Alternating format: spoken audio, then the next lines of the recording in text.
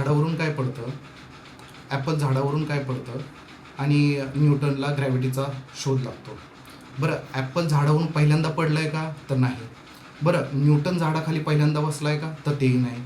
बरं, असं झालं आहे का की न्यूटनलाच फक्त ते झाडावरून पडताना दिसलं, आपल्याला माहीतच नव्हतं? नाही, सगळ्यांना माहिती होतं. साधी सरळ सोपी गोष्ट होती, पण न्यूटनने त्याच्यावर खूप अभ्यास केला आणि त्याच्या गोष्ट लक्षात आली. मी आता जे पुढे बोलणार आहे ते एक्झॅक्टली ह्या एक्झाम्पलशी रिलेटेड आहे. तुझे आहे तुझपासी परी तू जागा चुकलासी.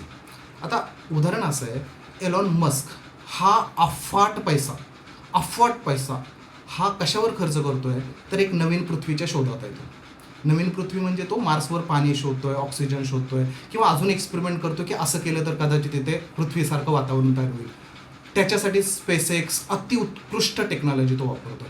सगळं काही ठीक आहे, काही प्रॉब्लेम नाही आहे. पण तुमच्या एक लक्षात येतं आहे का?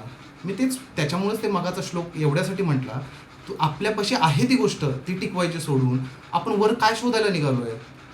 आपली पृथ्वी पुन्हा सुजलाम सुफलाम होऊ शकते, हे कसं कुणाला कळत नाही?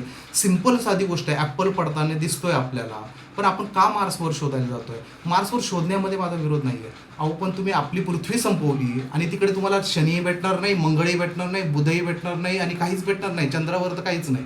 मग तुम्ही का हा नको तो उपद्रव करताय? अहो, पृथ्वीवर खूप काही गोष्टी घडू शकतात. एक सिंपल उदाहरण देतो.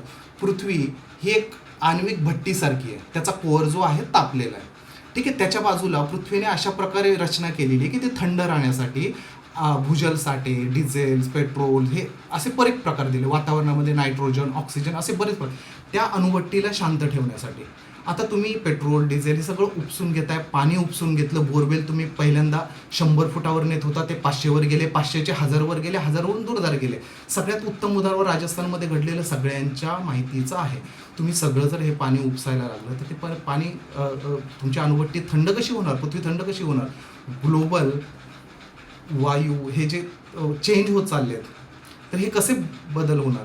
मी म्हणतो एलॉन मस्कला हे सिंपल गणित कळत नाही. एवढा पैसा जर इथे टाकण्यापेक्षा जर मी पृथ्वीवरच खर्च केला तर मी पुन्हा पृथ्वीला पृथ्वीसारखं त्याच्यापेक्षा चांगलं बनवू शकतो. हे कसं लक्षात येत नाही आहे? अहो, साध्या गच्चीवरचं पाणी, साध्या टेरेसवरचं पाणी, साध्या ग्राउंडवर पडलेलं पाणी, रेन वॉटर हार्वेस्टिंगने जर तुम्ही बोरवेलच्या स्वरूपात किंवा बोरवेल रिचार्ज करून किंवा विहिरी रिचार्ज करून किंवा तलाव खोदून तलावामधला गाळ उपसून शेताच्या बांधावर शेतीचं बांध जर बांधली, त्याच्यात जे पाणी साठतं ते मुरून, किंवा जलतारा प्रकल्प चांगले लोक राबवतात आहे, त्यांना तुम्ही सहकार्य करून, किंवा प्रत्येक बिल्डिंगचं तुम्ही जेव्हा कन्स्ट्रक्शनला परवानगी देता, त्या परवानगीच्या ऐवजी परवानगी घेण्याच्या आधी सर्वात पहिलं आम्हाला रेन वॉटर हार्वेस्टिंग हा प्रकार, एक छोटासा खड्डा खोदून ते पाणी तुम्ही कसं मुरवता हे दाखवा. अहो, खाली एवढ्या लिटर पाणी सेव्ह होऊ शकतं, एवढ्या लिटर पाणी सांगू शकत नाही. तुम्ही फक्त वरचे पावसाचं पाणी आहे ते रेन वॉटर हार्वेस्टिंगने जर तुम्ही खाली पोचवलं तर ती कोअर थंड राहण्यासाठी आणि ॲटोमॅटिकली बाकीचे बदल तुम्हाला बघायला मिळतील. तुम्ही जर म्हणताय ना की ग्लोबल वॉर्मिंग, ग्लोबल तापमान, इकडे बर्फ पडतो, इकडे सगळं ऑटोमॅटिकली नीट होईल, पण तुम्हाला हे करावं लागेल. बरं, खर्च खूप आहे का? खूप महागडं आहे, हे नाही शक्य होत. अहो, फक्त PVC पाईप तुम्हाला त्या तुमच्या घराच्या पत्र्यावरचं पाणी किंवा टेरेसवरचं पाणी किंवा शेतामध्ये वाहून जाणारं पाणी हे फक्त तुम्हाला वळवायचं आहे एका ठिकाणी PVC पाईपचा छोटासा खर्च करून, तो फक्त तुम्हाला बोरवेलमध्ये सोडायचा आहे. बरं, त्याच्यासाठी सरकारने जर थोडासा पुढाकार, सोलारसाठी तुम्ही किती पुढाकार घेताय? मग माझं म्हणणं, एवढ्यासाठी पुढाकार घ्यायला नको का? अहो, सरकारनेच का पुढाकार घ्यावा? पाणी हा आपला हक्क नाही आहे का? जर मी माझ्या बिल्डिंगमध्ये बोरवेल रिचार्ज हा प्रकार जर मी प्रस्ताव पुढे मांडला आणि सर्वांनी त्याच होकार दिला, आजूबाजूच्या 10 बिल्डिंगला याचा पाण्याचा वापर होणार आहे. हे कसं लक्षात येत नाही? तुम्हाला साधी सिंटॅक्सची टाकी विकत घ्यायची म्हटली तर 2 ते 3 हजार रुपये तुम्हाला लागतात. अहो, पण खाली एवढा मोठा साठा पडला आहे ना, रिकामा पडलेला आहे, तो 600 फुटावर गेला आहे, त्याला पुन्हा 100 फुटावर तुम्हाला आणावंच लागणार आहे. त्याच्याशिवाय तुमच्याकडे दुसरा कुठलाही उपाय नाही. खरंच विचार करण्यासारखी गोष्ट आहे मित्रांनो, साधी गोष्ट नाही आहे ही. जर तुम्ही असंच करता तर तुमच्या मुलांना तुम्ही काय देणार?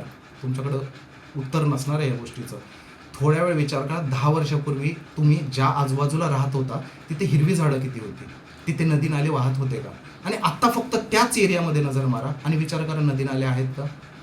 त्याच आजूबाजूला विचार करा, तिथे पक्ष्यांचा आवाज किलबिलाट तुम्हाला चिमणी बघायला मिळते का? कबूतर बघायला मिळतात का? नाही मिळत.